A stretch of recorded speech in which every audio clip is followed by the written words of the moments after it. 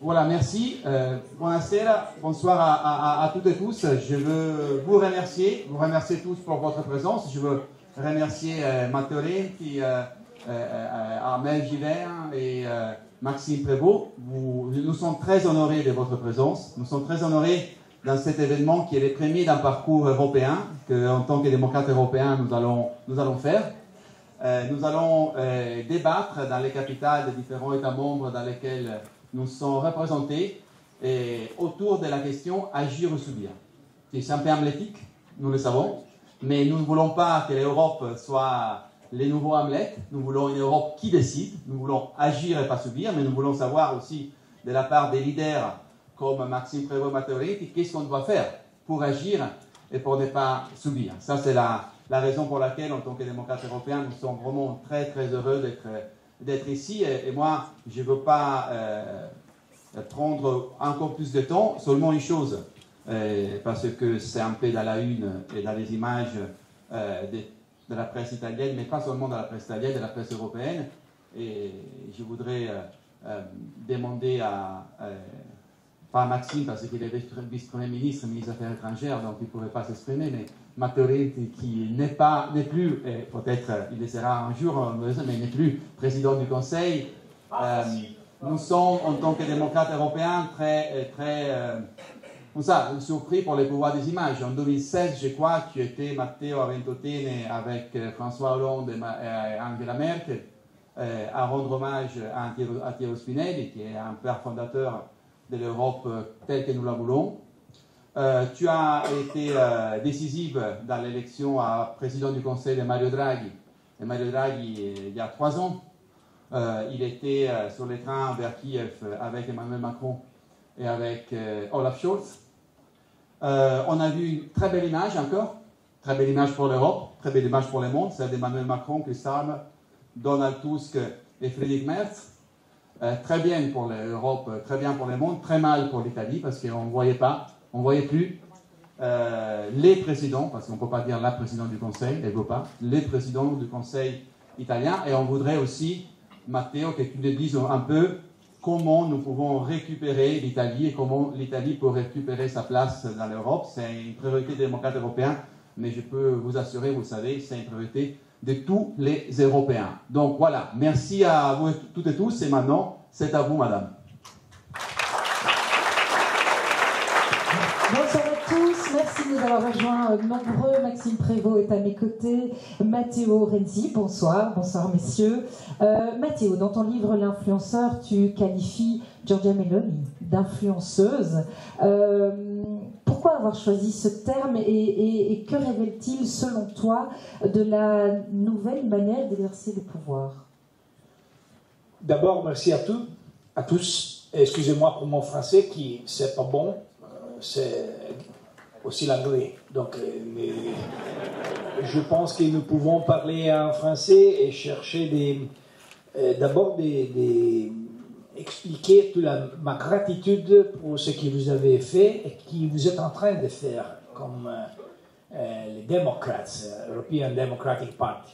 Je crois que dans cette crise de l'Europe et de la politique, chercher de créer un nouveau parti qui n'est pas nouveau, mais qui doit être nouveau dans les modalités, c'est une chose, l'un des plus importants que nous pouvons faire. Parce que je pense que la politique en Europe, c'est la clé pour changer tout ce que nous devons changer.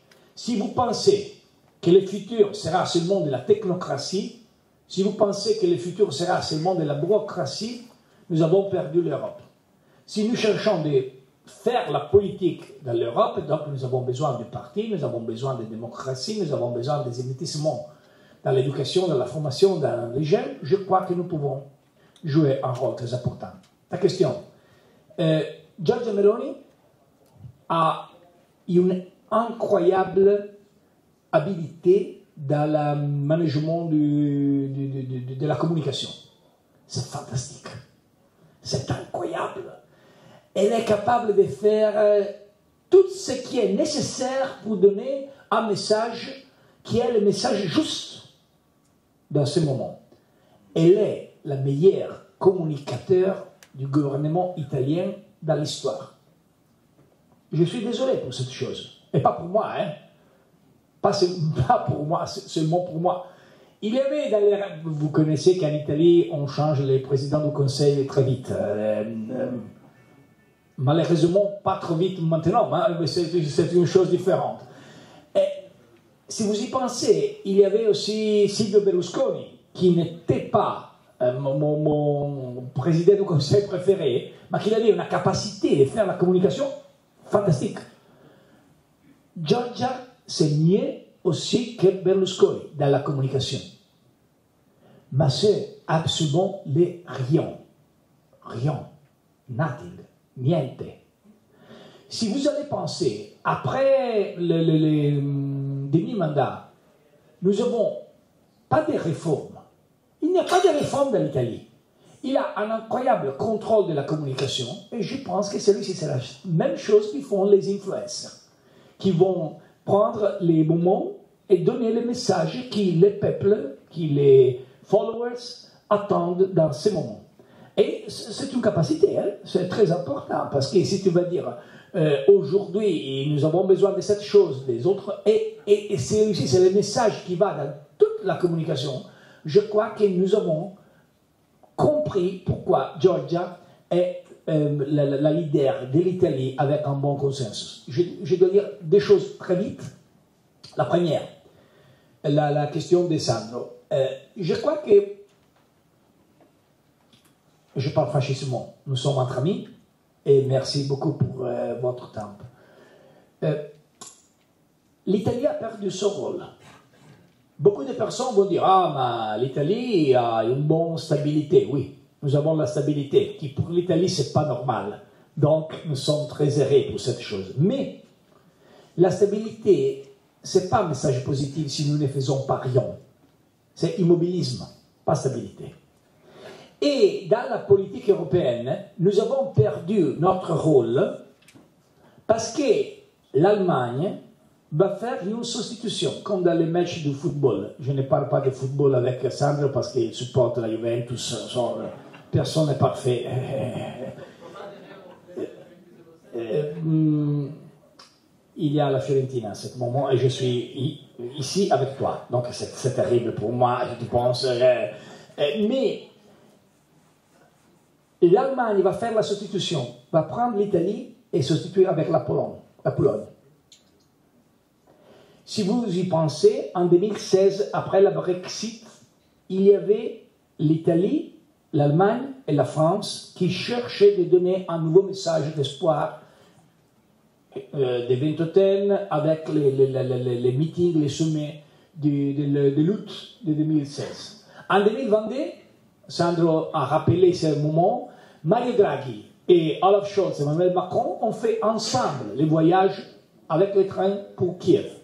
Maintenant, il n'y a pas plus l'Italie, il y a la Pologne. C'est important qu'il y ait la Pologne, c'est important. Je pense que c'est très important et nous devons soutenir notre ami Donald Tusk. Je pense que c'est très important, j'espère, que Donald Tusk, le parti de Donald Tusk va gagner les élections du président de la République. Il sera un passage très important de l'histoire européenne. Et la dernière chose, et je vais finir, je ne peux pas dire quelque chose pour notre ami Maxime parce qu'il est le ministre, il est le vice-premier ministre, il a une très importante responsabilité, donc je suis vraiment heureux qu'il est ici et il ne peut parler très franchement comme je parle. Donc, toutes les choses que je vais dire, elles ne sont pas à lui. Mais je crois que travailler avec cette Italie, qui va être une fois avec Poutine, parce que la première message de Giorgia Meloni, c'était pour Poutine. Puis elle a changé, elle est devenue pour Zelensky. Elle était pour une sortie de l'euro. Et puis elle est devenue pour l'Europe, heureusement. Elle était pour contre l'OTAN. Puis elle est pour l'OTAN. Elle était avec Biden et puis avec Trump. Elle va changer toutes les fois. Donc, je donne ma solidarité parce que le ministre des Affaires étrangères de la Belgique veut faire la politique étrangère avec l'Italie. Mon ami, merci beaucoup pour ton travail. Merci Mathieu. Je vais revenir sur l'aspect influenceuse de Giorgia Meloni, sur une manière nouvelle d'aborder le pouvoir qui crée malheureusement des raccourcis. L'Italie a été une terre fertile dans son histoire et plus récemment aussi pour les populismes. Quelles leçons l'Europe peut-elle tirer ou devrait-elle tirer pour éviter de suivre le même chemin? Buonasera. Et ça s'arrête là. Et donc, je suis désolé, je ne maîtrise pas l'italien aussi bien que Matteo ne maîtrise le français. Très heureux d'être à vos côtés ce soir. Effectivement, je laisse Matteo faire le diagnostic de l'Italie et la prudence de mes fonctions m'inviteront à ne pas commenter le diagnostic qui est fait pour avoir une démarche à l'échelle supranationale, à l'échelle donc européenne. Je salue d'ailleurs l'ensemble des parlementaires qui sont aussi présents dans la salle et mon président de parti aussi, bien entendu. Je pense, Armel, que si on doit tirer des leçons, on doit surtout aussi éviter d'en donner. Et je pense que c'est quelque chose qu'on a peut-être eu tendance à faire trop régulièrement, les donneurs de leçons, en oubliant que progressivement, face à cette posture, qui était un petit peu celle d'un regard qui surplombe l'autre, plutôt qu'un dialogue franc à hauteur d'homme, les yeux dans les yeux, on a eu des interlocuteurs qui progressivement ont été de plus en plus imperméables à nos messages.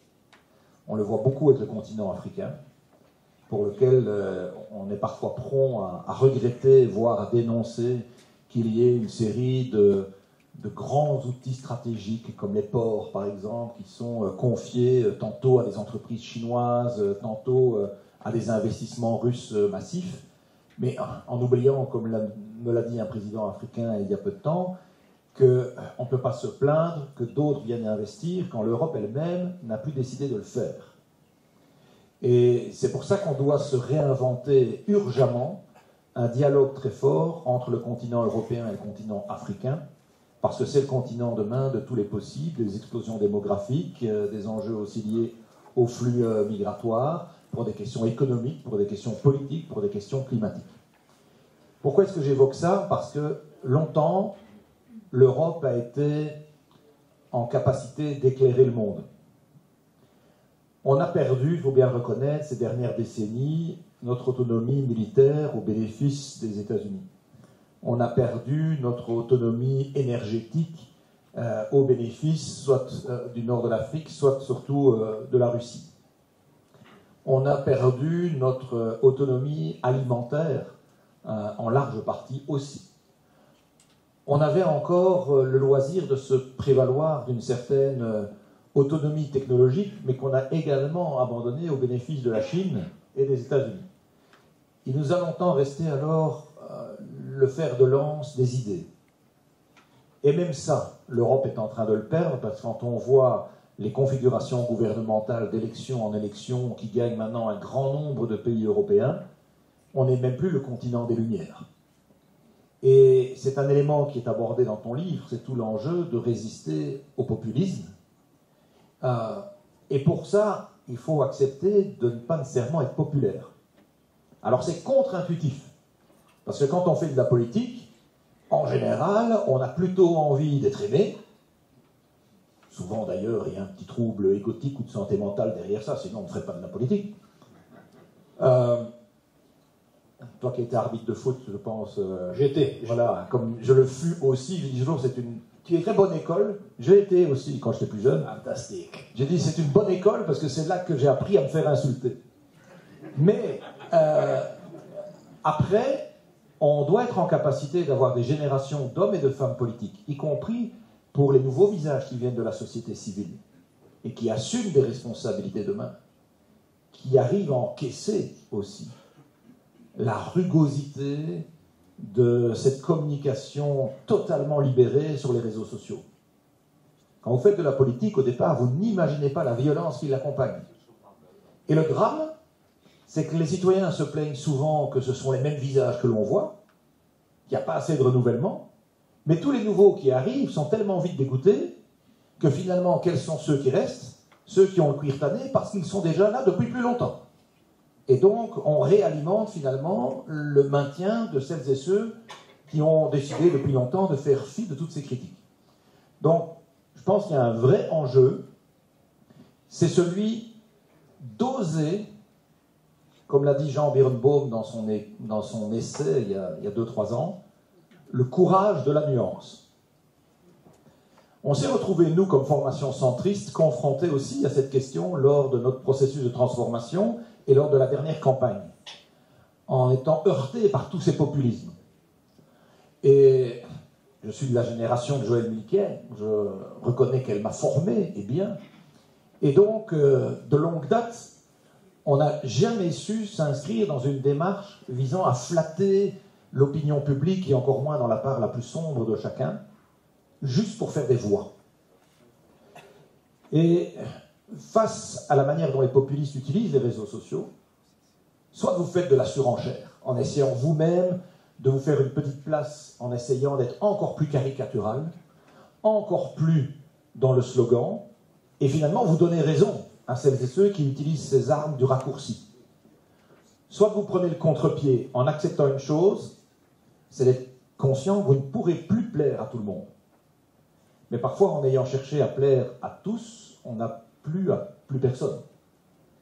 Et donc, je pense que le fait de se dire il y a un espace politique plus conséquent qu'on l'imagine, pour des gens raisonnables, qui ne raisonnent pas que sur des questions liées à l'émotion, qui apprécient la bienveillance et la nuance, et dire qu'aujourd'hui, défendre cette ligne de conduite, c'est finalement ce qui est de bien plus courageux dans l'espace médiatique que celles et ceux qui utilisent uniquement les slogans.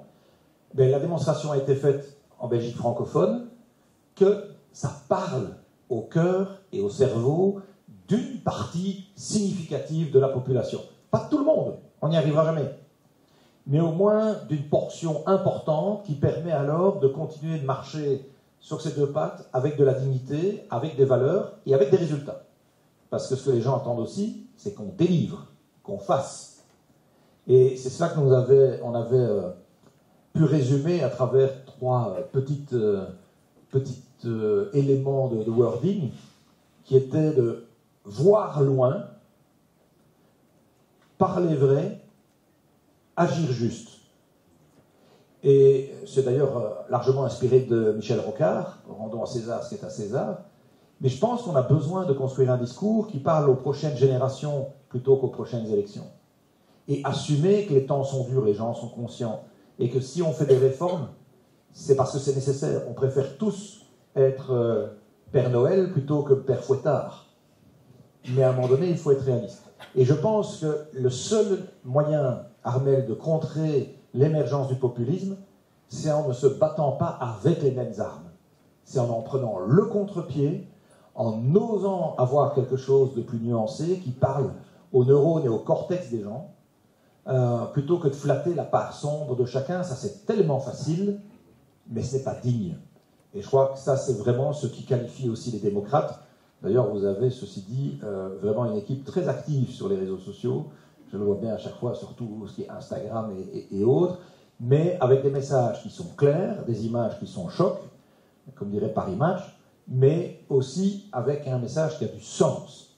Et on vit à une période où les gens recherchent aussi du sens, et des gens qui sont capables de donner un cap en ayant de nobles valeurs. Et ça, je crois que les formations centristes comme les nôtres, c'est ce qu'elles doivent continuer de produire comme valeur ajoutée dans le paysage politique.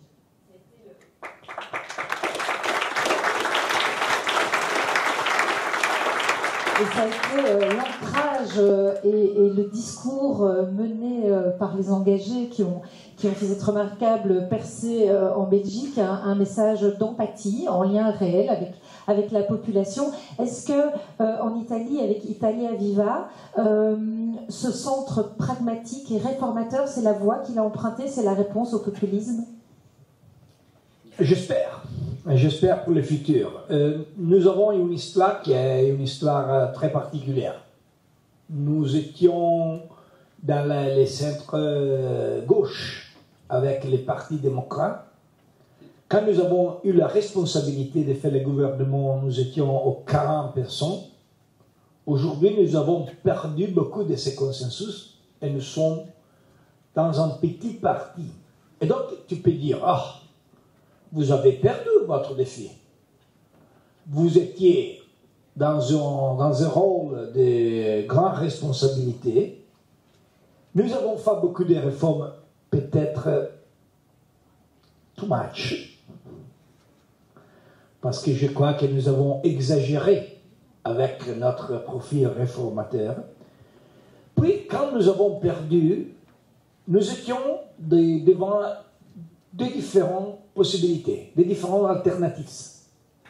La première, c'était rester entre les partis démocrates, qui est en grande partie, pas aux 40% comme à notre temps, mais qui est en grande partie à 25%, et faire entre les partis démocrates le témoignage d'une différente vision plus réformiste, ou chercher d'avoir un rôle en solitaire dans un cadre très compliqué qui est le cadre de la politique italienne. Et nous avons décidé pour cette deuxième possibilité. Et nous avons perdu beaucoup de consensus, mais nous avons eu la possibilité en dépassage de changer l'histoire de l'Italie. La première, c'était en 2019, quand le ministre Salvini, silence dans la salle, le ministre, parce qu'il y avait le ministre Salvini en août 2019, qui était dans un cadre très institutionnel, avec un mojito, comment on l'appelle, je ne sais pas si j'ai les justes mots pour décrire très clairement l'image du ministre Salvini qui allait demander à les Italiens i pieni poteri, les pleins pouvoirs. Il désirait faire tout ce qu'il avait dans la tête. Et c'était très intéressant de comprendre ce qu'il était dans la tête de Salvini, qui a une expérience, parce que nous parlons beaucoup d'intelligence artificielle. Dans la tête de Salvini, il n'y a pas l'intelligence, pas artificielle. Il y a l'intelligence naturelle, pas l'intelligence naturelle, l'intelligence artificielle. Et dans ce moment, nous avons décidé de faire un accord pour bloquer Salvini et faire l'accord avec les 5 étoiles qui sont un mouvement qui était, et j'espère qu'ils ne seront plus, pas un mouvement populiste. Pour moi, c'était très difficile parce que j'étais les buts des attaques populistes. Tous les jours, ils attaquaient moi avec les réseaux sociaux. Et lorsque j'étais arbitre, lorsque j'étais dans les matchs du football, c'était mieux que dans les parlements avec 5 étoiles. Il y avait beaucoup plus de contestations avec les 5 étoiles que dans les matchs, dans les parties, dans les matchs de football. Mais nous avons décidé de faire cette chose parce que c'était utile pour l'Italie.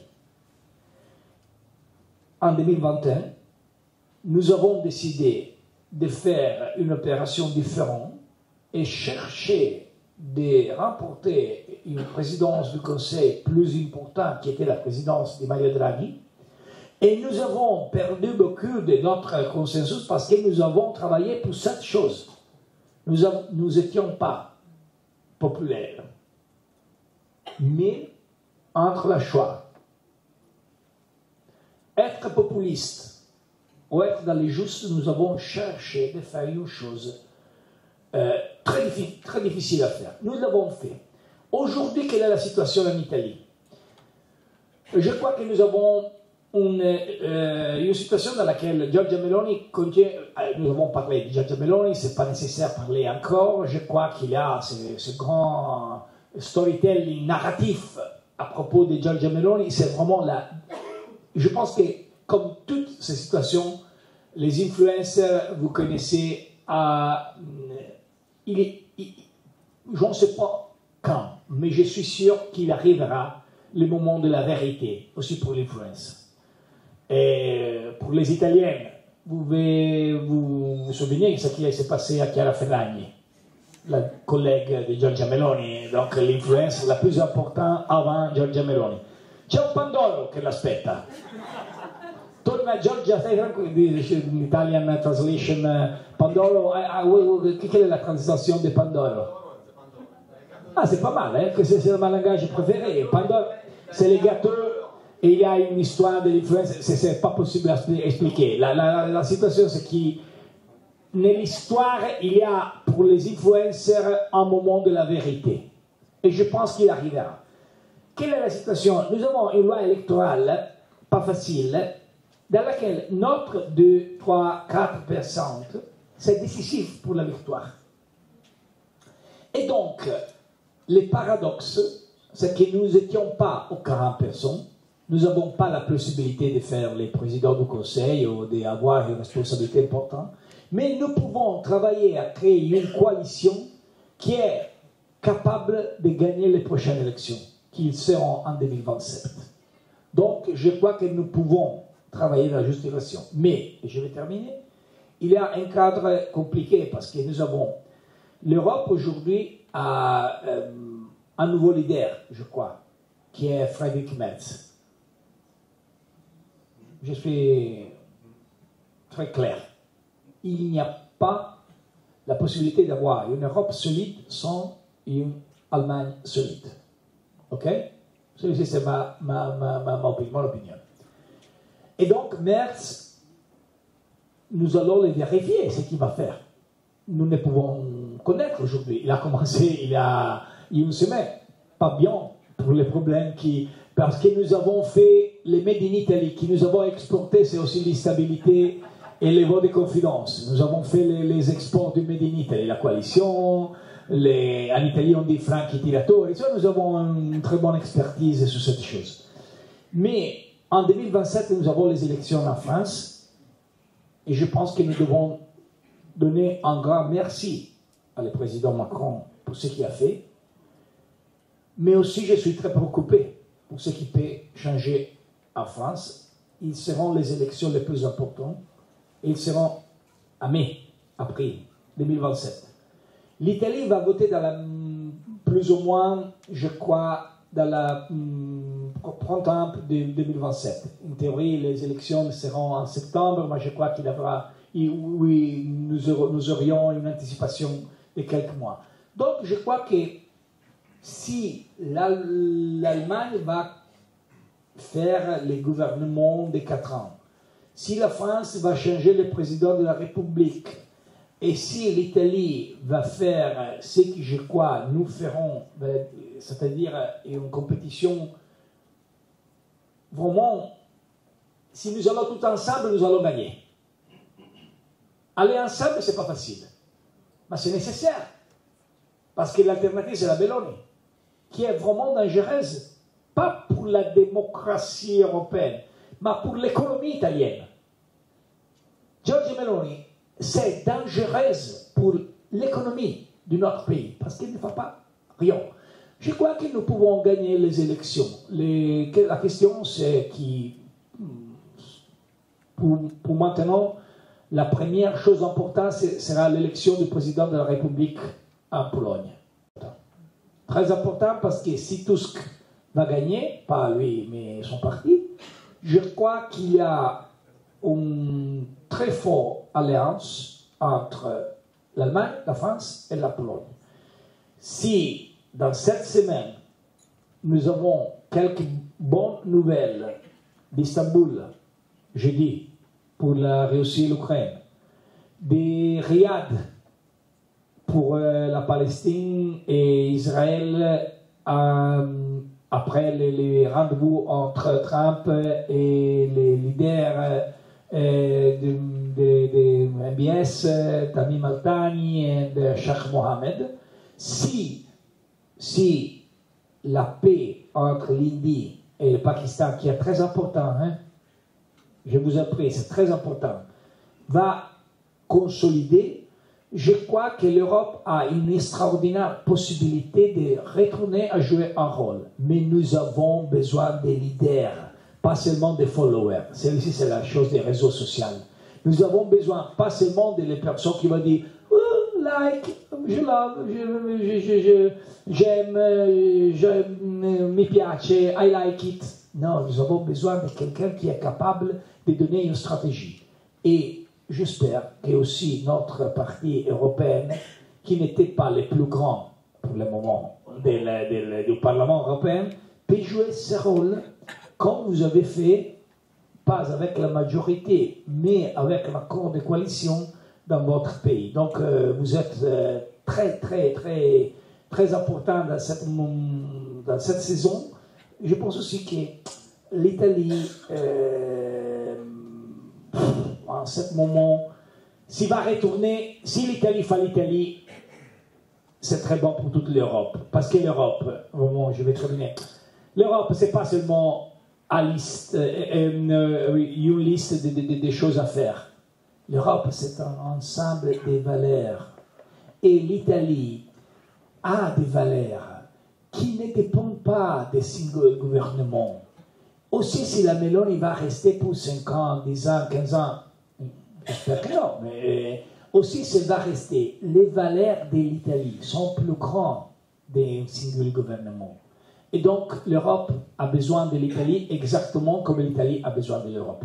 Merci Matteo, et on va revenir effectivement sur le rôle d'une Europe qui incarne très certainement les valeurs démocrates. On a évoqué le populisme, on a évoqué brièvement la fragmentation croissante de l'électorat. Maxime, tu as vraiment réinterprété cette tradition démocrate chrétienne centriste en Belgique avec les engagés, avec ce parti qui a incarné avec force la nuance. Est-ce que tu penses que c'est un modèle qui peut se dupliquer à toute l'Europe et à d'autres pays? Bon, d'abord, je pense qu'on doit avoir l'humilité de reconnaître que le résultat, il est le fruit toujours d'un ensemble de facteurs pluriels. Il y a évidemment l'inspiration, l'audace, le fait d'avoir osé cette transformation, mais c'est aussi un momentum, c'est un calendrier, ça dépend autant de notre talent que de la faiblesse ou des faiblesses des autres interlocuteurs, de leur personnalité, qui parfois nous aide aussi. Donc, voilà, il n'y a pas une recette à pouvoir copy-paste dans les autres pays, d'autant qu'il y a aussi une histoire politique qui est différente, un jeu d'acteurs qui est différent. Mais par contre, le fait qu'il faille accepter d'être courageux avec un discours qui peut être nuancé, malgré les followers, malgré effectivement le vedettariat de plus en plus prononcé de me, myself and I, je pense que ça, c'est une posture politique que l'on peut dupliquer ailleurs en Europe, mais qui doit évidemment s'ajuster aux réalités des uns et des autres. Je partage l'avis de Matteo sur l'importance de l'élection du président polonais. Ne négligeons pas non plus celle de la Roumanie, parce qu'elle va aussi donner un signal qui risquerait sinon d'avoir aussi un effet de contagion dans une zone qui reste fragile. Et je pense d'ailleurs qu'on discute beaucoup, et je revenais d'une réunion à Varsovie justement la semaine dernière, du Conseil des ministres des Affaires étrangères, avec nos amis des Balkans occidentaux. Monténégro, Albanie, Serbie, Kosovo et tutti quanti. Deuxième mot en italien. Mais par contre... Nous avons compris qu'il parle très bien italien. Il parle en français, mais il parle très bien italien. Il cache très bien son jeu. S'engager aussi en italien. Voilà. Mais on en vient toujours à débattre de la question de l'élargissement, que d'ailleurs assez pertinemment, je trouve, la commissaire parle non pas d'élargissement, mais de réunification de l'Europe. C'est pas anodin comme changement sémantique dans la manière de présenter les choses, pour convaincre nos opinions publiques, pour avoir une adhésion sur le fait qu'il est possible d'avoir une Europe plus forte demain, ce qui va postuler de changer sa manière de décider, parce que la règle de l'unanimité, à un moment donné, il va falloir en faire le deuil, parce que sinon ça ne sera plus possible, honnêtement. Et ça, je pense qu'on doit oser ce débat. Vous savez, et à juste titre, des pays des Balkans qui nous disent, ça fait parfois plus de 20 ans. Le ministre des Affaires étrangères d'un de ces pays disait, j'étais encore en secondaire quand on a commencé à ouvrir les discussions.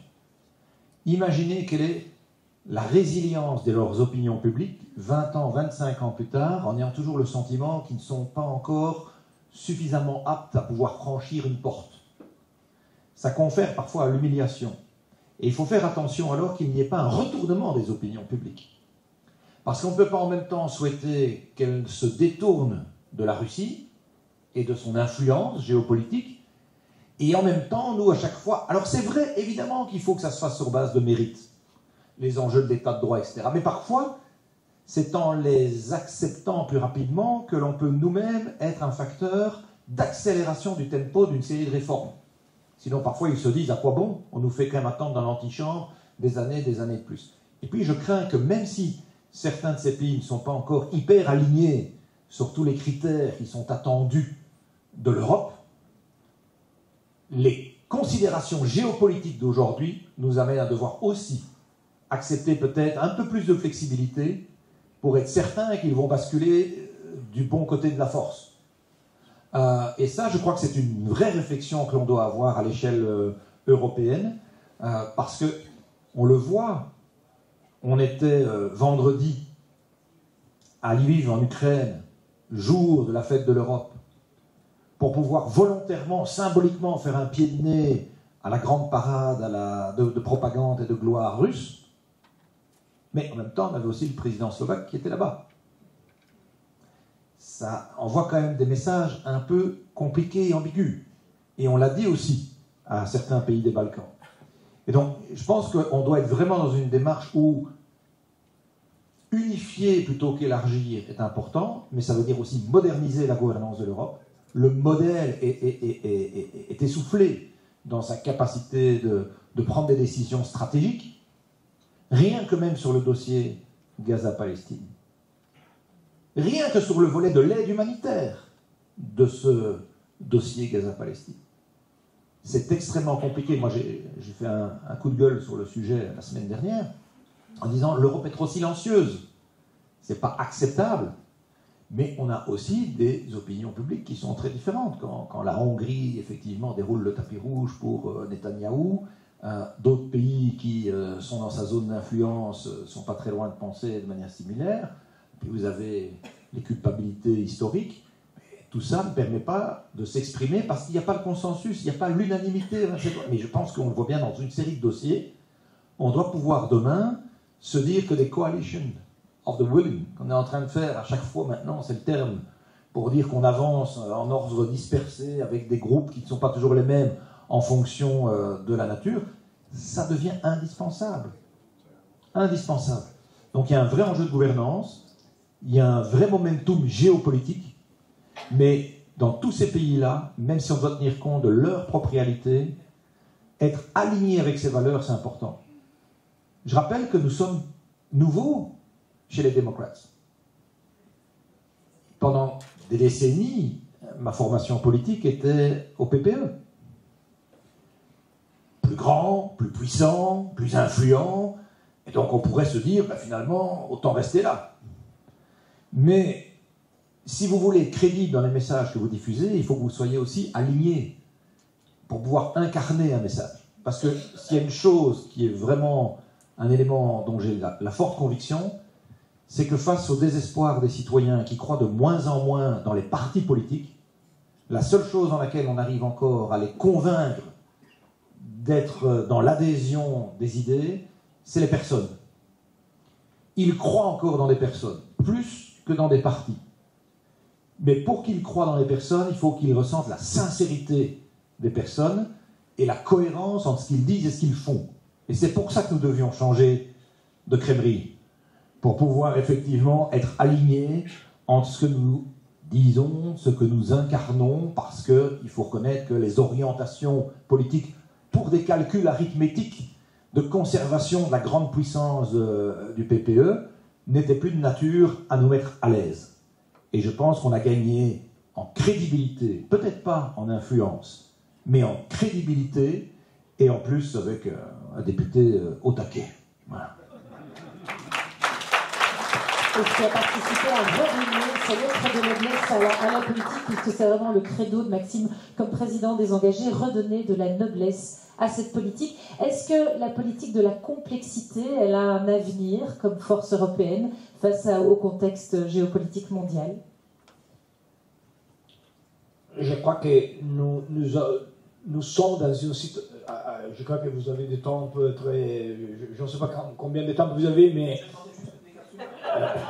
Non, mais je pense que la question de la géopolitique, j'ai vu Maxime arriver et donner pas de l'eau, mais du vin, des super-alcooliques, parce que je crois que la situation de la politique internationale, c'est vraiment difficile, mais c'est fantastique.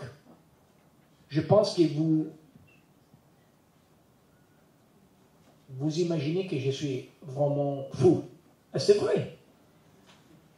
Mais je crois que celui-ci, c'est le temps de la politique. Il y a beaucoup de jeunes. Quand j'ai commencé, j'ai 50 ans maintenant. Quand j'ai commencé, vous êtes beaucoup jeunes, trop jeunes pour moi. Mais lorsque j'ai commencé, il y avait une expression anglaise qui était, this expression was Tina, there is not alternative. I use English just to speak very few minutes about this expression, Tina. In the schools, the universities, in the parties, everyone used to say, Tina, there is not alternative. What means Tina? Was a model of a mix between economics, politics, and also philosophy. We can concretely say that means there is not alternative. You can be part of the left or we can be part of the right. That is the list, the things you have to do. Shut up and do. That was Tina's philosophy for years and years. And that became the liberalism, the supremacy of the economy with respect to politics. What happened in the last 25 years? We understood that Tina is not true. Je vais retourner en français. C'est très intéressant cette chose. Il y a des changements dans l'histoire du monde qui sont incroyables. Vous allez vérifier ce qu'il va dire aujourd'hui Donald Trump et qu'est-ce qu'il disait le président Reagan à propos des tarifs, comment on dit les tarifs en French? Droit de douane. Donc nous avons dazi, tarifs et droit de douane. Fantastique. Trump, c'est exactement le contraire de ce que Reagan disait. Mais aussi, si vous allez regarder, il y a dans les réseaux sociaux, très intéressant, un discours de George Bush. Quand j'étais jeune, George Bush, c'était pour nous de centre-gauche l'ennemi. Le terrible homme qui avait fait la guerre, qui était en personnalité très difficile à comprendre. Si vous allez regarder ce qu'il a dit en 2011, à propos des risques pour la gestion populiste de l'immigration, vous allez vérifier qu'il était absolument un modèle pour beaucoup de nous. Ce qui va signifier qu'il n'y a pas une seule philosophie qui c'est la Tina. Il y a l'espace de la politique. Il y a la possibilité de faire des changements. Et celui-ci, c'est très beau pour qui croit dans la politique. Donc, dans les cadres, je ne parle pas de les cadres géopolitiques parce que je vais terminer, je pense qu'il y a l'air si nous faisons politique, il y a un moment dans lequel nous disons nous devons aller à manger. En Italie, la politique a toujours un moment de ok, à quelle heure nous allons manger. Mais c'est intéressant de comprendre ce qui va se passer. Il y a une crise démographique sans précédent. La Nigérie va être dans les prochains 20 ans plus grande que l'Europe, pas l'Afrique. la Nigérie, les pays. Niger, comme on dit? Nigeria. Vous pouvez changer les noms, mais vous ne pouvez pas changer la réalité. Ils seront plus grands que nous. Pas la Belgique, pas l'Italie, l'Europe. Nous avons un changement incroyable dans la démographie entre la Chine et l'Indie. Nous avons un changement dans l'économie. L'Europe était les 7% de la population, les 25% du GDP, produit de PDB, et les 49% de la Wealth Society. Juste il y a 2 ans. Aujourd'hui, nous avons eu une crise de la démographie. Nous allons perdre notre rôle dans la politique économique mondiale et nous sommes encore les témoins d'un système de valeurs qui est le système de welfare state. Dans ce cadre, je crois que pour les personnes qui vont chercher des faits politiques, c'est fantastique. Je suis très optimiste pour le futur parce que je crois dans l'innovation. Je crois que l'intelligence artificielle, c'est une opportunité pour nous. Parce qu'il va changer la médecine, parce qu'il va changer l'organisation, parce qu'il va changer tout. La bureaucratie italienne, pas.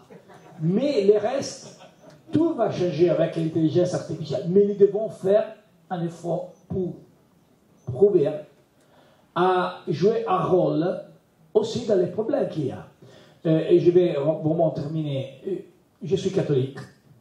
J'ai passé la dernière semaine, comme tous les catholiques, et pas seulement les catholiques, à vérifier ce qui s'est passé dans le Vatican. Le Vatican continue à être la liturgie la plus efficace et la plus innovative du monde. Parce que tout le monde allait regarder, comme on dit en français, comignolo, les cheminées. Les cheminées, c'était fantastique. Mais, liturgie à part, ils ont élu un pape qui a dit comme la première chose, qui a choisi un homme, Léone, qui était, Léon XIV, qui était le successeur du pape qui avait fait la Rerum Novarum. Pour nous, qui nous avons étudié dans les sacres livres de la doctrine sociale de l'Église, Rerum Novarum, ce n'était pas simplement un document de l'Église. C'était le plus important témoignage de regard sur la politique. Et le pape Jean-Paul II, il a fait la Centesimus Annus parce que c'était vraiment important le message de la Rerum Novarum. Qu'est-ce qu'a dit le pape Léone? A dit une chose très intéressante. A dit, je vais choisir ce nom parce que je crois que l'intelligence artificielle va faire un changement qui est plus important que la révolution industrielle. Ok. Ça doit être le pape qui va dire cette chose et pas la politique. Avec tout le respect que j'ai pour mon Église, pour les catholiques. Pourquoi pas cette discussion vient du pape et pas dans la politique. Donc je crois que la politique européenne doit changer, doit devenir plus efficace, plus innovative, plus capable de faire une discussion, pas sur l'arrêté par bureaucratie, mais sur les grandes questions qui sont les questions de notre temps. Je crois que nous devons faire de l'Europe la place de l'intelligence naturelle, de l'intelligence humaine, d'un nouveau espace de liberté pour les jeunes. Nous continuons à perdre des personnes qui quittent l'Europe et vont dans l'Amérique, dans les États-Unis. Pourquoi pas avec ces États-Unis? Nous devons retourner à être capables de devenir attraction pour les jeunes. Mais nous le ferons seulement si nous allons donner ce message d'espoir pour la politique. Et je crois que dans le cadre géopolitique, rien est fantastique comme le temps que nous sommes en train de vivre. Je suis absolument sûr. Je pense que nous avons la possibilité de faire la différence. Mais nous devons arrêter la vision de l'Europe comme une place dans laquelle les États-Unis vont faire les inventions. La Chine va copier et l'Europe va faire les règles. Je ne désire pas recevoir toutes les fois règles de l'Europe. J'adore les règles, mais je pense qu'aujourd'hui, règles, quella cosa lì, ragazzi, the rules, chiamatela come vi pare, io vi voglio bene, règles, non règles. Règles che vuol dire? Niente. Vous pensez que j'ai fait un erreur, mais j'ai choisi pas de dire exactement ces choses. Les règles ne vont pas dire rien. Donc nous devons faire tout ensemble un message d'espoir et de politique, et j'espère que nous le pouvons faire. Message d'espoir aussi parce que Maxime a fait vraiment une chose très importante avec les engagés. Vous avez changé. C'est pas facile aussi la Belgique pour la politique. Parce que nous continuons à faire beaucoup de discussions sur l'Italie. Nous sommes la source d'inspiration pour tous les populistes du monde. Si le populisme était une start-up, l'Italie c'est la Silicon Valley. Mais aussi en Belgique, vous avez combiné beaucoup de changements dans le passé. Je pense qu'avec les engagés, vous avez fait une opération qui est très intelligente, qui est très importante, et j'espère que l'IDP peut devenir toujours et toujours plus la place de la politique pour l'Europe, parce que nous avons beaucoup de partis bureaucratiques. J'étais dans les partis socialistes, tu as été dans les partis populaires, mais si les partis deviennent seulement la place de la bureaucratie, nous avons perdu la politique, et nous avons la nécessité de la politique. Je crois dans la politique, aussi si les personnes pensent que je suis fou. Je suis fou, moi je pense que la politique c'est le futur. Merci Mathieu. Maxime, on va terminer avec cette question. Quelles sont pour toi les priorités pour construire de manière efficace et démocratique l'Europe de demain?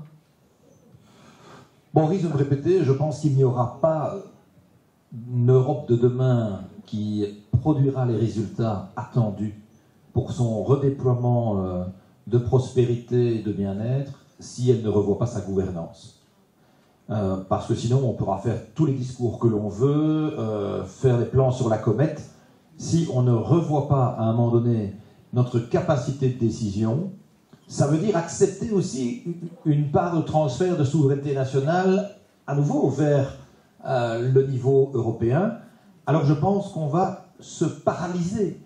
Vous voyez déjà la vitesse à laquelle les autres plaques géopolitiques du monde prennent des décisions lorsqu'ils sont confrontés à une difficulté ou à une urgence, et la lenteur à côté de cela avec laquelle l'Europe tranche. Alors on essaie de se rassurer en disant oui, mais c'est parce que nous, contrairement aux autres, on tient compte des droits humains, du droit social, du droit environnemental, et donc c'est plus mieux. Certes, mais parfois ça arrive tellement tard que ça a fait déjà énormément de dégâts. Or, qu'on le veuille ou pas, si on veut garantir un niveau socio-économique important de prospérité et de bien-être pour nos citoyens, il faut aussi ne pas gripper la machine économique. Il y a un mot important, Matteo, que tu as utilisé en conclusion, c'est le mot espoir. Alors ça peut faire un peu bateau de l'évoquer, mais je pense que c'est extrêmement important, parce que ce qui permet aussi de combattre les populismes, c'est les narratifs. Le narratif. Et on doit porter un narratif optimiste. Aujourd'hui, les gens ont suffisamment de raisons d'être déprimés.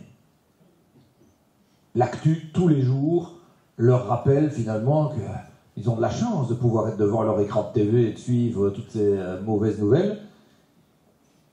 Mais quand on en arrive à avoir une société qui se dit que ses propres enfants vivront moins bien demain qu'aujourd'hui, avec le climat anxiogène lié à l'actualité internationale, alors qui est intellectuellement très stimulante à suivre, mais qui est aussi très anxiogène pour beaucoup, on a besoin d'incarner en sincérité un cap, de pouvoir l'expliquer, mais de pouvoir aussi être une force d'optimisme. On en a le devoir.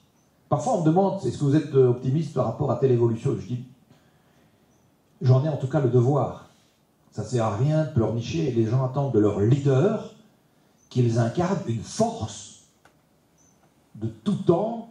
Vous pouvez reprendre depuis Sapiens. Il y a toujours eu besoin de leaders qui donnent un cap. Et même électoralement, ce leadership, même quand il s'accompagne de décisions qui déplaisent, il est récompensé électoralement.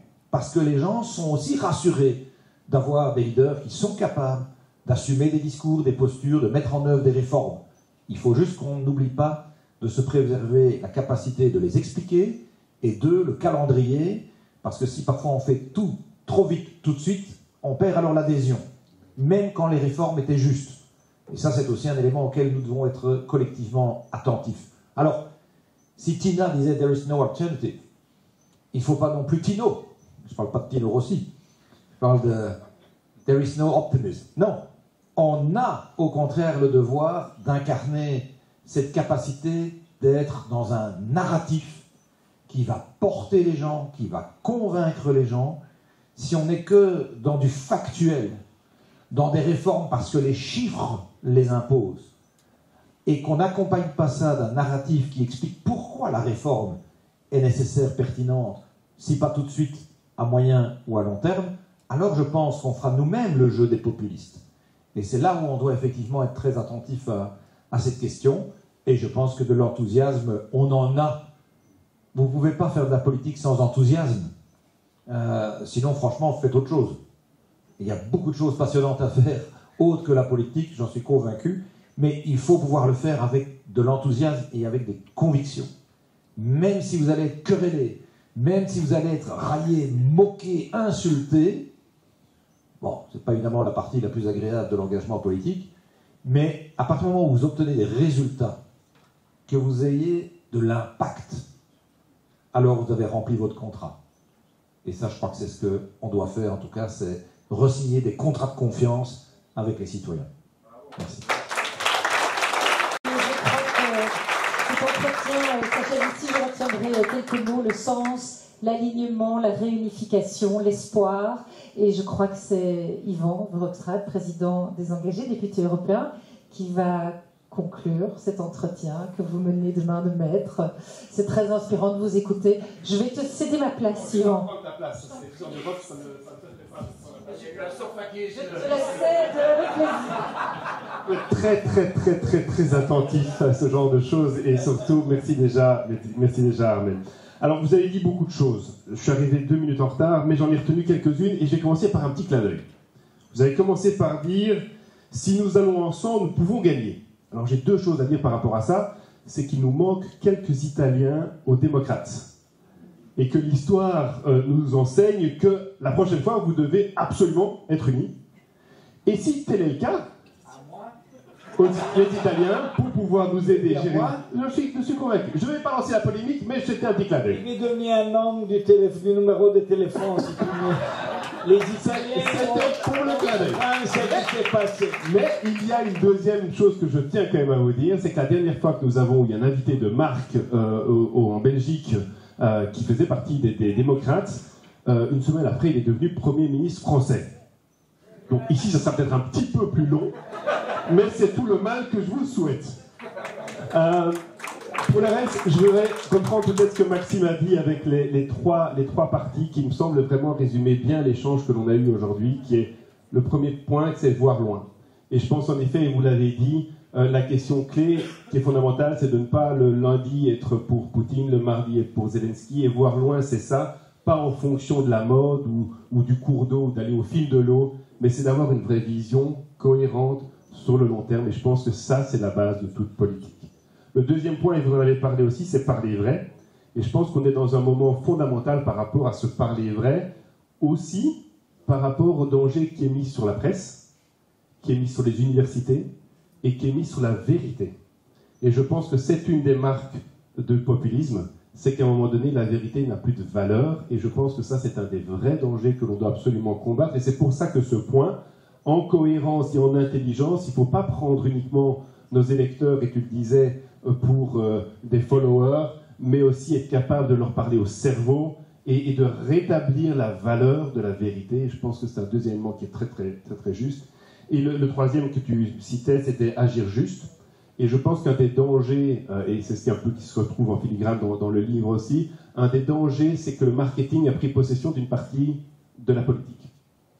Et venant du privé, on m'a toujours dit, il faut que tu choisisses ton segment de clients. Et tu fais tout pour ce segment-là. Tous les autres, tu les oublies, tu les négliges, tu n'en as rien à faire. Et en politique, on pourrait se dire, on vise 15%. Donc on va tout faire pour ces 15%-là de la population, et les autres, on n'en a rien à faire. Le danger de ça, c'est qu'à un moment donné, on est incapable de réconcilier, de rassembler, de créer une majorité autour d'un projet commun pour l'intérêt général, parce qu'en fait, on a défendu que les intérêts de ces 15%-là. Et pour moi, c'est ça le drame. Et agir juste, c'est pas agir au profit de 15% de la population. Agir juste, c'est de se dire, mais globalement, pour l'ensemble de la population, pour l'ensemble des gens pas seulement ceux qui ont voté pour moi, mais pour l'ensemble de la population, qu'est-ce qui fait le plus de sens par rapport à cette vision, par rapport à cette réalité? Et je pense que ça, c'est vraiment quelque chose auquel on doit être particulièrement attentif. Et dans ce cadre-là, notre conviction, je pense partagée, c'est l'autre voie, c'est la voie du centre. C'est la voie du centre qui est capable, contrairement à la gauche et à la droite, qui vont s'opposer telles deux forces d'égale intensité et qui vont s'annuler, c'est d'avoir une proposition de valeur positive, optimiste. Alors on dit souvent optimiste, pessimiste, non, activiste, parce qu'on va le faire, parce qu'on va le réussir, parce que cela a du sens, et je pense que ça, c'est fondamental. On est dans un moment clé de la politique. C'est vrai que depuis 40 ans, on nous dit aussi que la seule religion valable, au-delà du catholicisme pour certains, c'est le libre-échange. On est dans un moment de bascule, où même cela et les équilibres internationaux sont remis en question, et c'est à ce moment-là, ce type de moment-là, où on doit inventer un autre modèle, que l'on a besoin et que fait sens, la politique fait sens. Donc je pense que ça c'est clé, et peut-être pour terminer, je vais vous donner l'autre livre, je ne sais pas si on a présenté les deux livres de M. Renzi, je vais juste faire une petite citation de la conclusion. On a un sac à dos, le sac à dos est là, bien rempli, comme au temps des scouts, où il suffisait d'avoir une boussole, pour ça il faut être autonome, hein. Boussole et une gourde pour être autonome. On a des rêves, et on sait comment les réaliser, on a des jambes et on a la tête, on a la volonté et un profond désir de changement, on a tout. Il y a une autre voie qui nous attend, et dans le doute, c'est toujours mieux de se mettre en chemin. Merci beaucoup.